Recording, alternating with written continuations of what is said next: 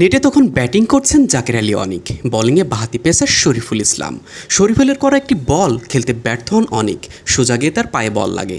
শরীফুল বলে ওঠেন আউট, কিন্তু আম্পায়ারের ভূমিকায় থাকা batting coach David hemp not out দাবি করেন।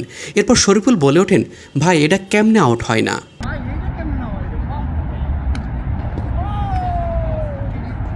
বাংলাদেশ দলের অনুশীলনে এমন আউট নট আউটের ঘটনা নতুন কিছু নয়, এটা অনুশীলনের অংশ। এটা সবসময় হয়ে আসছে।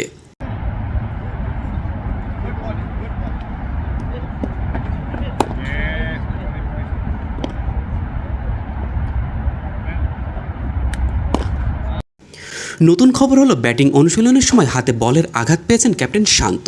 নিক পোথাসের ছোড়া বল সরাসরি শান্তর গ্লাভসে গিয়ে আঘাত করে। মুহূর্তে শান্ত নেট থেকে বেরিয়ে ব্যাটিং গ্লাভস খুলে ফেলেন। অনুশীলনের অন্য প্রান্তে থাকা প্রধান কোচ চান্ডিকা হাথুরু সিংহে শান্তকে দেখে ছুটে আসেন। এরপর দীর্ঘ সময় শান্তর সাথে এভাবে দাঁড়িয়ে কথা বলতে দেখা যায় হাথুরু সিংহেকে।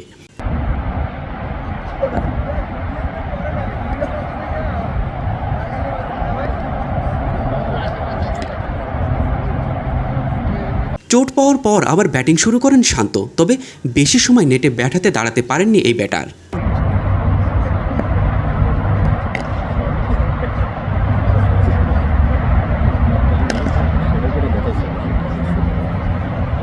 শান্তর ইনজুরি কেমন, ইন্ডিয়ার বিপক্ষে প্রস্তুতি ম্যাচ খেলতে পারবেন কিনা, সেই বিষয়ে টিম ম্যানেজমেন্টের পক্ষ থেকে তেমন কোনো বার্তা দেওয়া হয়নি। তবে জানা গিয়েছে শান্তর আঘাত গুরুতর নয়, প্রস্তুতি ম্যাচ খেলতে পারেন তিনি।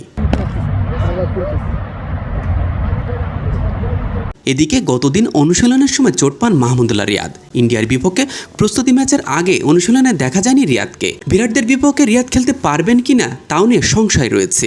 রিয়াদের বিষয়েও টিম ম্যানেজমেন্টের পক্ষ থেকে পরিষ্কার কিছু জানানো হয়নি। খোঁজ নিয়ে জানা যায় রিয়াদের চোটও গুরুতর নয়। এই দিন অনুশীলনে দেখা যায়নি সাকিব আল হাসান ও লিটন দাসকেও। ইন্ডিয়ার বিপক্ষে প্রস্তুতি ম্যাচ, তাই খুব একটা ভাবাচ্ছে না টিম ম্যানেজমেন্টকে। যদি মূল পর্বের ম্যাচের আগে এমন ইনজুরির মিছিলে যোগ দেন ক্রিকেটাররা, তাহলে সেটি মাথা ব্যথার কারণ হতে পারে বাংলাদেশ দলের জন্য।